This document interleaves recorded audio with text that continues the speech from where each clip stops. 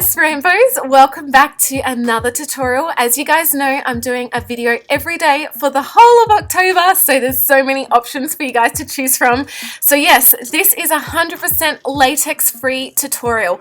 I wanted to do something using household items to show you guys that you don't need to spend lots of money on special effects products in order to create an awesome look. So this video is actually created using flour.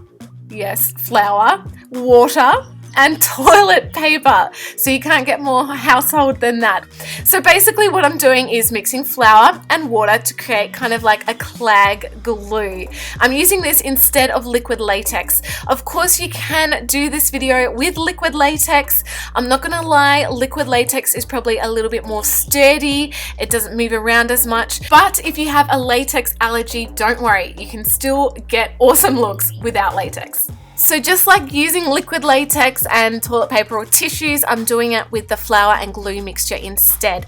As I said, it can be a little bit more fragile. It does take a little bit longer to dry, but just the same, I am using it and building up layers. So doing a layer of the glue, layer of the toilet paper, layer of the glue, and just like building it up basically. So to give my face a gross kind of texture, I'm building up some of the flour, glue, and toilet paper on the rest of my face. If you do have a liquid latex sensitivity, but you still really want to use liquid latex, you could try doing this technique as like a barrier, so it's not actually on your actual skin, and then do the latex over the top.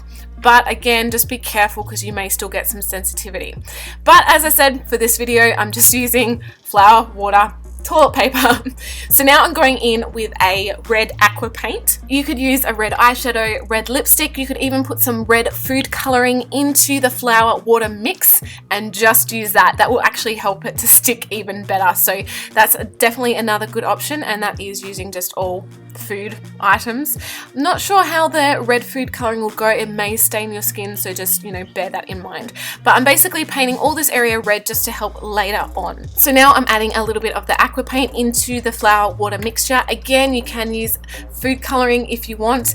This is going to make it so much easier to apply the kind of fake skin bits. Basically, I've just grabbed a wad of toilet paper, rolled it up, dipped it in that color, because as I said, these are quite fragile. So this is going to save me painting them later on, which would just be a pain in the butt.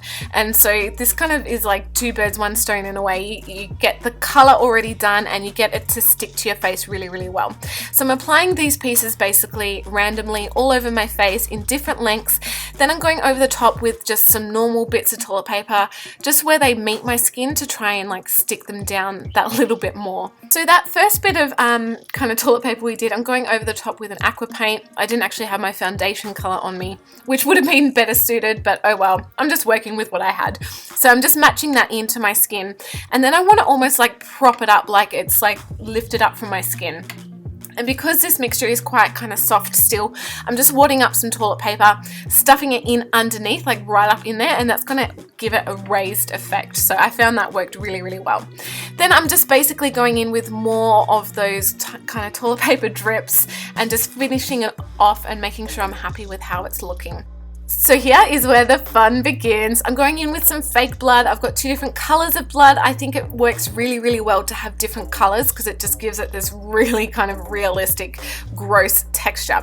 Of course, you do not have to use fake blood if you don't have it. If you want to keep this 100% household items, I do have a recipe video of how you can make your own fake blood. It's got like molasses in it. It's got food coloring.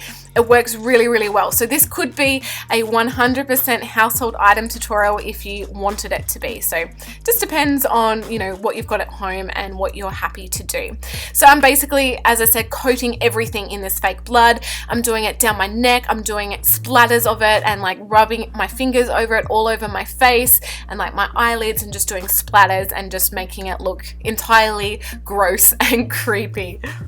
So here you guys have the finished result. Thank you so much for watching. I really, really appreciate it. Please give this video a thumbs up if you enjoyed it, and definitely check out some of my other Halloween videos. As I said, I'm uploading a video every day. Of course, don't forget to subscribe. It would mean the world to me. That way you guys always know when I have new videos uploaded. Love you all, and I'll see you guys tomorrow.